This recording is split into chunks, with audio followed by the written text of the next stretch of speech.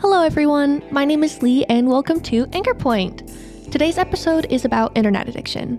It seems today that most people, especially young people, spend almost all of their time on cell phones or the internet. How does this affect our brains? How do our phones separate us from reality? In this episode, we'll talk about everything from our addiction to cell phones to the new dangers of AI and its harmful effects on mental stability.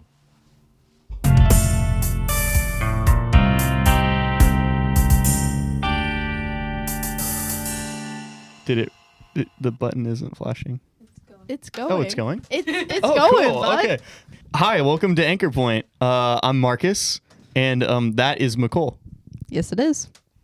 So you guys all know what Pinterest is, right? Yeah. Yeah. Mhm. Okay. So do you guys know like Y2K? Yeah. Yeah. Okay, I was really obsessed with like the Y2K Pinterest style, and everyone on Pinterest had like flip phones, and I was like, that is so cool.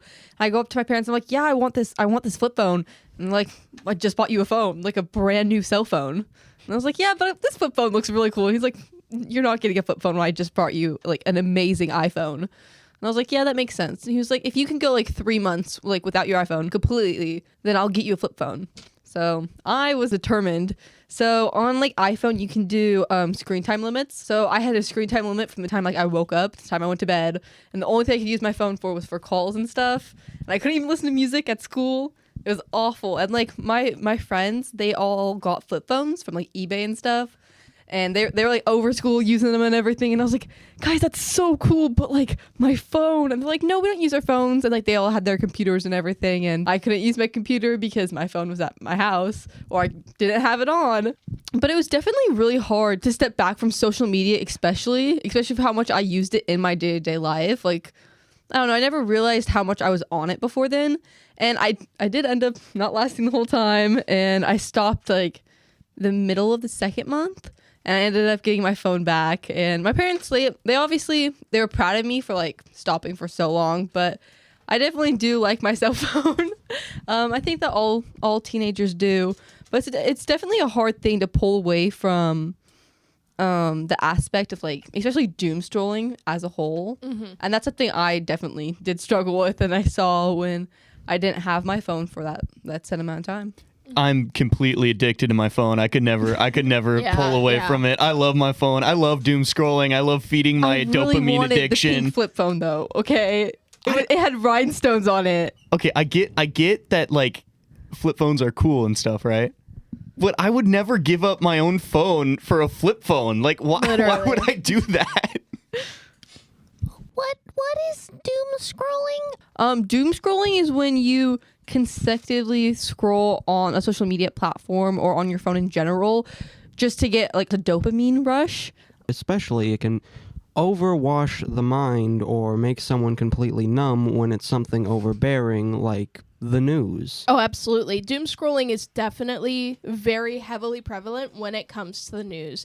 That's something like that I've had to pay attention to and force myself not to get into. I've had to like train my algorithm not to show me news stuff because of how anxiety inducing it is for me. I genuinely like start feeling like this sense of dread and like the world's ending. It's really bad. That's something that I don't think people really talk about very much with doom scrolling is because like the thing about that short form content, everyone's like, oh my God, your attention span, your dopamine retention, it's going to get destroyed. And that's all true. Mm-hmm. But the other thing is like you're flipping through emotions too. Mm-hmm. Like one thing you're going to see is some news outlet talking about something that you don't like and you get all mad about it. And then you're seeing dog videos and then you're seeing someone falling down like a set of stairs or something.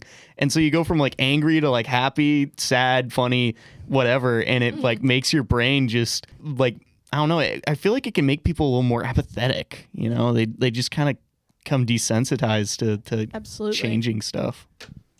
That actually reminds me. I'm not a very violent person. I don't like violent things. I've gotten into one fight in my life, and it was because they hit me, and then all I did was restrain them, and I never hit them. I don't like fighting.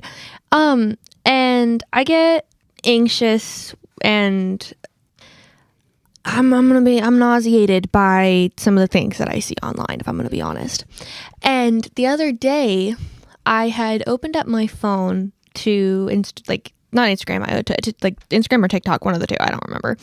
And the first video I opened to, I didn't realize what it was at first. I remember listening, like watching it maybe 2-3 times, trying to figure out what in the world I was looking at, because I couldn't wrap my head around it, because this wasn't something I'd seen before. And it was a video of, I believe, a U.S. Marine being dragged out of a building, and you can see his arm bending in half, and it's disgusting. It was the first thing I opened my phone to. I didn't search it up. I didn't scroll. I opened my phone and it was there. And I was so confused as to what I was watching. I watched it 3 times until I realized, and I almost went to my bathroom and threw up. I saw that video as well. I remember there's lots of videos that go around like that, shock videos. I remember, back in middle school, there was this one video of a guy. I'm not going to say his name, but basically, he shot himself on live stream. And that video just went around my middle school.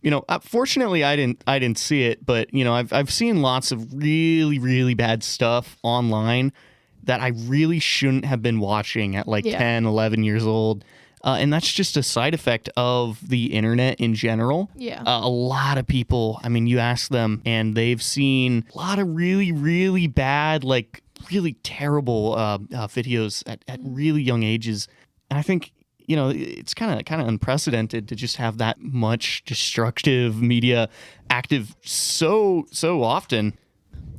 Why do you think that type of content, why does that even get pushed out? I've been thinking this. I was waiting for my turn to talk, actually. I wanted everyone else to get their thoughts out first, and I'm just like, I'm gonna wait until this is more relevant in the conversation. But I've been prompted. It's the way the algorithm is built on these type of short form scrolling things. It is pushed in a way that they don't really watch actually what it is, past really what the actual filters do filter, and it is pushed by what will get the most views. And sadly, with just the way that people are, if someone's posting something gory or violent or disgusting online, that's going to get a lot of views, because people are going to interact with it, because this is so shocking, I gotta send it to my friends, and then that kind of stuff gets pushed to people's For You pages, and then it ends up being the first thing I get when I open my phone. And it's a very detrimental system. Well, and there's another thing working there. Everything you said, yes. And there's another thing working there in the brain that I want to talk about. Azel, did you have any other comment, though, about my question? Oh, I was just going to say something about how the algorithm only focuses on views, and sometimes there's not even a person automating it. Sometimes it's just a robot just vaguely looking at, oh, this got vague amount of people in this amount of time. All right, give it to everybody. Really, the only limitations on what gets pushed out is ad revenue, right? Yeah. If you make a YouTube video or something like that and it violates the terms of service, you won't get ad revenue. And those terms of service, they're only enforced because of the advertisers. Yeah. So, in a way, it's not really whatever even the company that hosts that social media platform. It's more of it is their fault, but they've let it be determined by McDonald's or Nestle or whatever kind of corporation that you can think of, which usually don't have the best intentions for the common person. Absolutely. It's a profit based, right? Yeah, no, only driven by money, and I don't really like profit based motives determining what hundreds of millions of people see for hours every single day. Absolutely. And I think a lot of this is due to how desensitized we are to everything nowadays, especially with doom scrolling, because there are plenty more R-rated movies that come out a year than G-rated movies. So a lot more of our younger audience and our audience in general is getting more of this graphic, more Yeah. out there content. So then when stuff like what you saw, Lee, on Instagram was seen, it does take a while for the algorithm to catch up with everything, because showing what is real and what is fake, because everyone's so desensitized and normalized to just doom scrolling and scrolling past everything. And you know what's crazy is we were talking about this in my early childhood education class, but children often interact more with the media than they do their actual families. They're around their families most of the time, but they're not interacting with their families nearly as much as they are with media. And one of the key differences is that media talks to you, not with you. And so kids can't properly interact with the media without, like, it influences them in really big ways. And that's like a big issue that we're dealing with right now. And it's an issue with like what's going on with kids' behaviors in schools right now, because they're not being taught to socialize. They're just being shown what's on their screens. You know what that reminds me of? I don't think you were there for it, and this wasn't on air, but like Kelly was talking about duo monologue versus conversation. Oh. And it's the idea that when you have a conversation with someone, really it's trying to find the balance between two monologues of what one person is saying and then what the other person is saying. Yeah. They're both trying to make their own points, Yeah. and kind of not really interact with each other sometimes.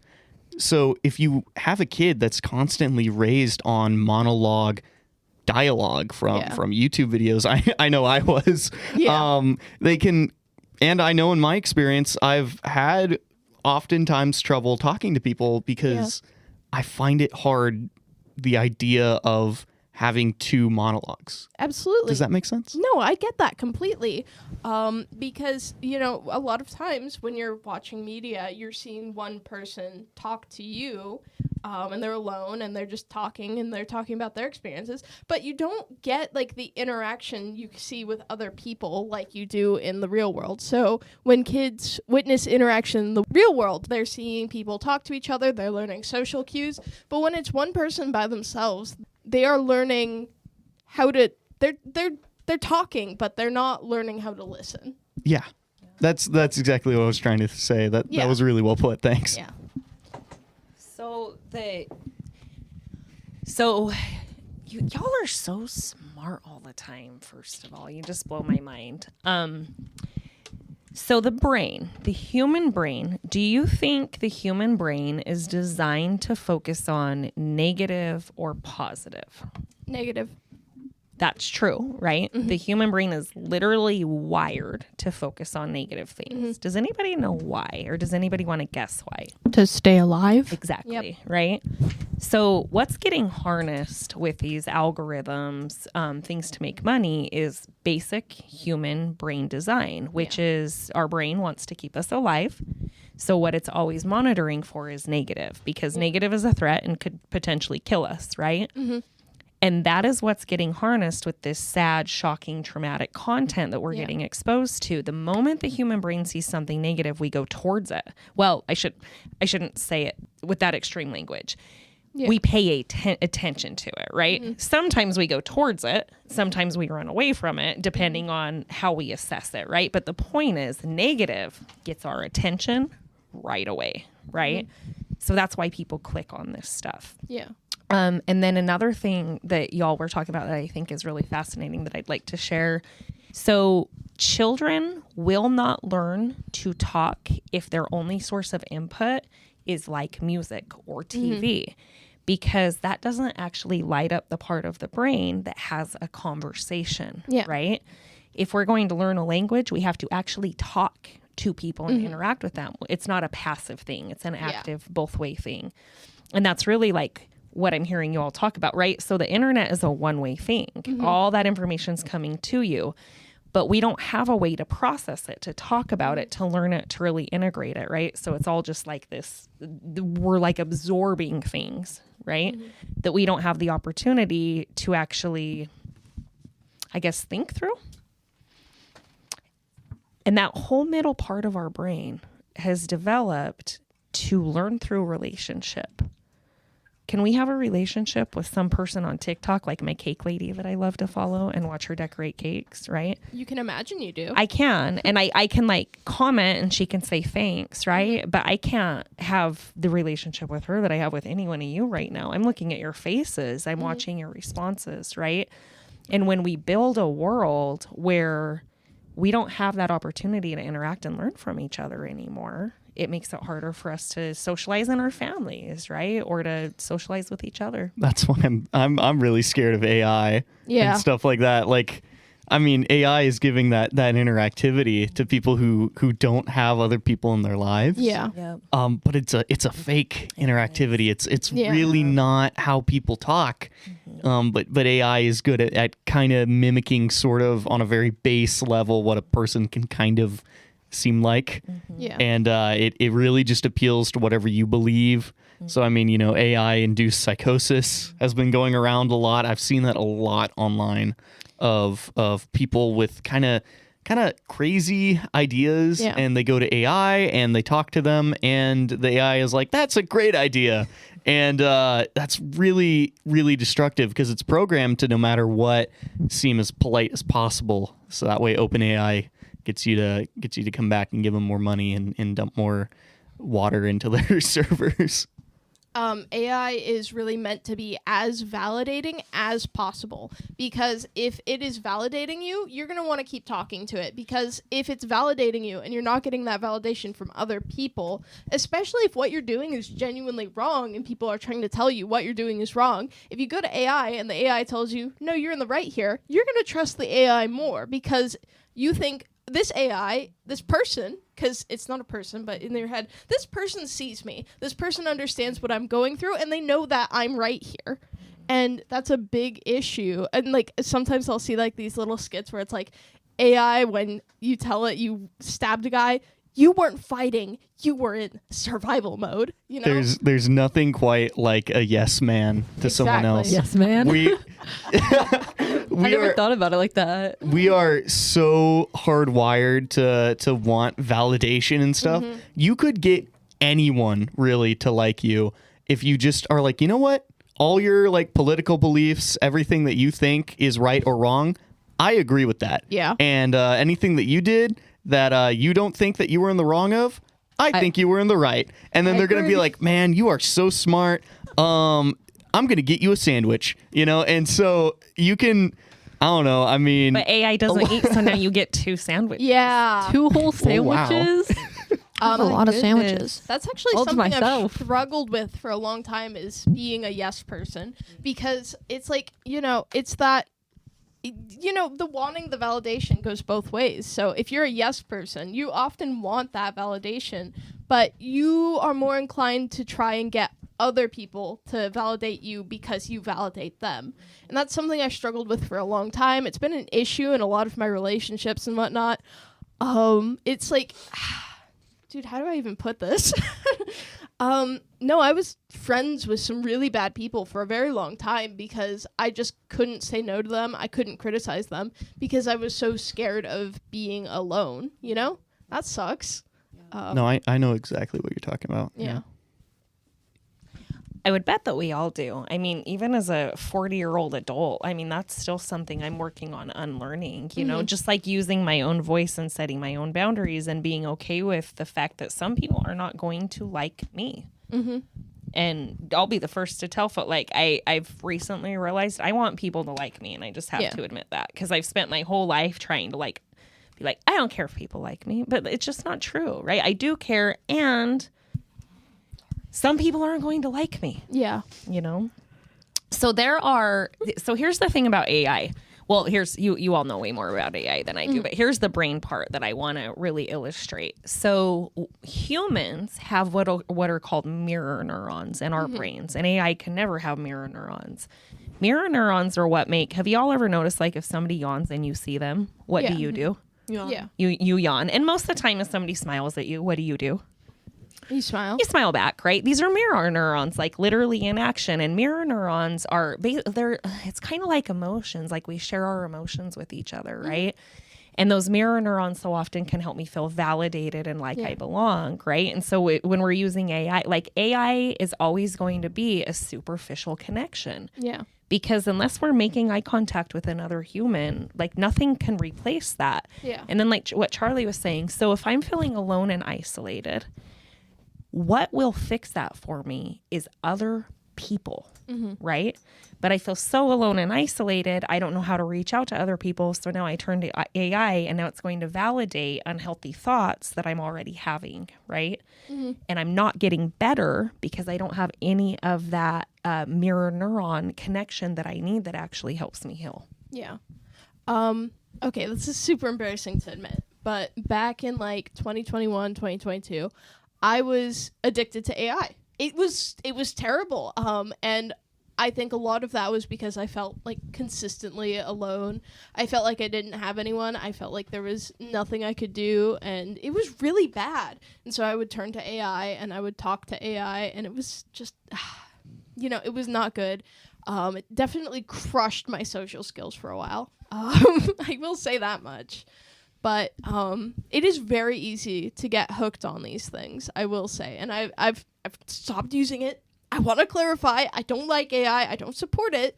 But it was a struggle for me for a while. And I feel like that's something like people should acknowledge more, is that it definitely can be addicting. And, it's important that when we're telling people don't use AI, it's important that we get them connections instead of just shaming them and telling them you're wasting water and you're going to kill the planet. Because that's like, well, I'm not wasting that much water. It can't be that bad, because they're going to try and justify it in their heads. So what they need is connection. They do not need to be shamed, because they can justify shame. They can't justify the lack of connection.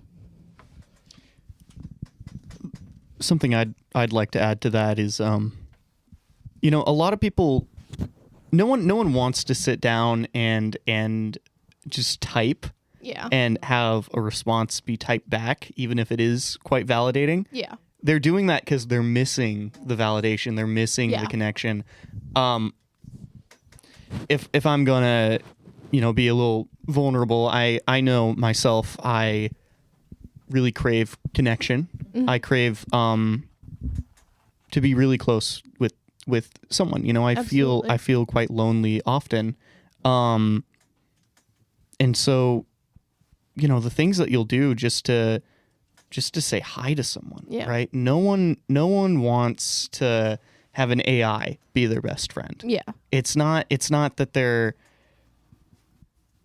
just seeking someone to say yes to them. It's something out of desperation. So it's absolutely, you really have to push yourself to get out there and to be able to talk to people, because social skills is not at all something that we're adept with, or not adept, but just social skills is not something that we are at all born with. Absolutely. We have to like everything else. Yeah. I know. I remember in middle school, could not talk to any of my peers. Couldn't even elementary school. I was like the weird kid, who had no friends. No, I mean, I had a couple friends in elementary school and stuff, and I had a couple friends in middle school, but I was always, I did not know how to talk to people, dude. And that's something that you just have to learn, and you have to put yourself out there, and it's really, really hard, especially if you're in, like, I know during COVID, when I was homeschooled and during the pandemic, no one, right? Yeah. I'd say hi to my sister, and my mom, and like that was kind of it. Yeah. Because I wasn't being forced into a classroom or anything, and I feel like that's a lot of people are homeschooled and whatnot, and So you've kind of segued into this, but I want to ask you all a question. And I'd like to maybe hear your thoughts, like one idea from each of you, right? Mm-hmm. What tools would you share with people around like any part of this topic, whether it's like using your cell phone or using AI? Like, what are real practical tools we can use to like manage this world that we're in now? Train your algorithm. Train your algorithm. What does that mean, Charlie? So Tell us what that What means. I've been doing is something very important. It's like I've been talking about how the news has been terrifying me ever since I've like been online. So what I've started doing is something you should do. If you don't like something, click not interested or block them, because a lot of people forget to do that because they're just thinking, I don't like this, I should comment that I don't like this.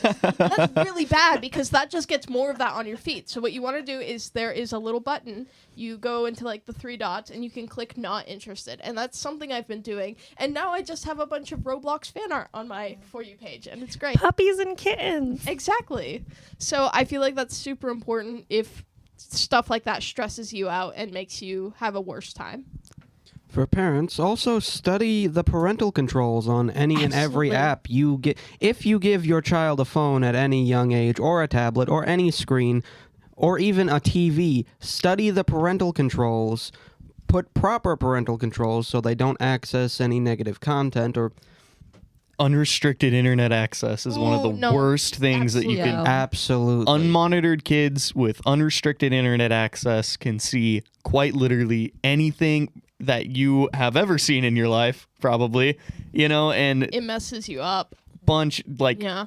earlier in the episode, when we were talking about those terrible videos going around. Yeah. If you have a kid and they have unrestricted internet access, chances are they will definitely see that. Yeah.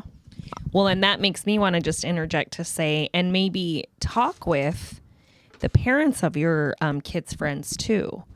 Because just because you are following your parental controls doesn't mean other parents are as well. And then it becomes as easy as now I'm seeing something on my friend's phone. Absolutely. Right? Or whatever.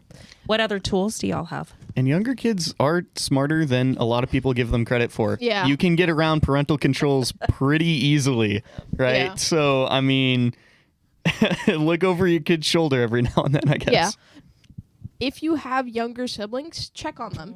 Check on them because they will not let their parents check on them. Because it's scary to do that. Like, because you don't know if you're going to be judged. You don't know if they're going to, like, be mad at you. Because, unfortunately, that's a really big issue is, like, parents will get upset with their children for seeing these things instead of trying to fix what's happened and help them process it and then find ways to limit that. I think that's an issue. So if you have younger siblings, check on your younger siblings, please. Another thing is I think that it is okay to limit yourself on your cell phone. I had a really hard time with my cell phone was I was scared that once I put my cell phone down, I was going to miss out on something. I was going to miss out on something in my friend's life, an influencer's life, something going on just in the world. So I always felt the need to have it right next to me. And I think that it did take a lot for me to be able to set my phone down and not be checking it 24/7 to see if any new notification has occurred. Yeah. But I do think that it is just about like self-control. It can be, yeah, definitely. If I'm going to be so honest, I think that it is necessary for people to limit themselves on their phones more. Yeah. Especially because, we have spent millions and no, maybe not millions. I don't know how long people have been on the planet. I'm not very smart in the history department. Marcus is more the expert on that. But people have been around for a very long time. And for the majority of that time, we didn't have electronics. And we did just fine. Exactly. There seem to be, in my opinion, a lot more detriments that come with the convenience of technology. And it's not good for our brains, and I'm very scared of how it could develop if people continue to be ignorant to it. I don't think that's a problem, but I mean, even for myself,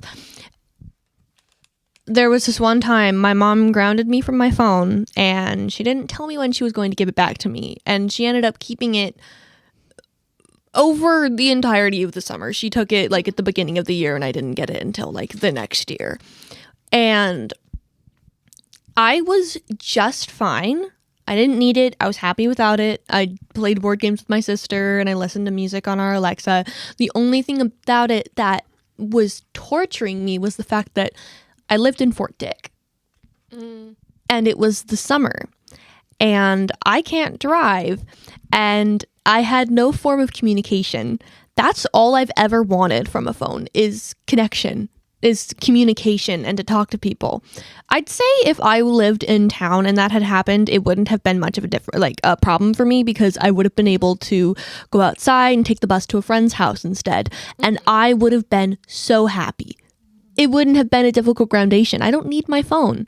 Yeah. I think I can't speak for anybody else, but really that's the appeal about a phone to me, is just being able to have that connection with somebody when you're not able to see them immediately. One thing I'd like to mention is just limit the kind of things that they can see online. Maybe because the thing is, you have to have a healthy relationship with your phone. Yeah. I will admit, like I said at the beginning of my little spiel here, I am hopelessly addicted to my phone, and I will go and justify my addiction right now by saying that, I, like Charlie says, I've cleaned my algorithm. I don't find myself getting mad at my phone or hating the world most of the time.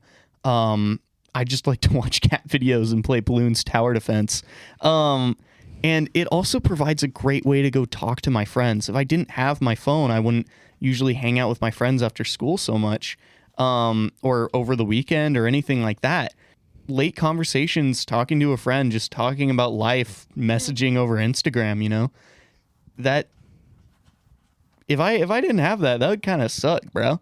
And, I know a lot of my friends, their parents take away their phones and it's over summer. And like Lee said, they just become isolated. And so it's like, one person in our friend group just gets completely demolished over summer, and we don't know where they went. And then we just see them next summer. Like they just reoccurred in the TV show.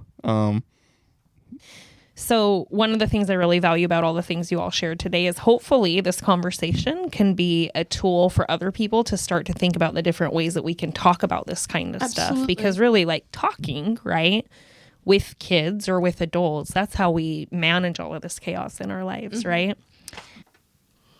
All right, so that's a wrap. Thank you so much for listening, and thank you, KFUG and Resilient Donato, for supporting this podcast.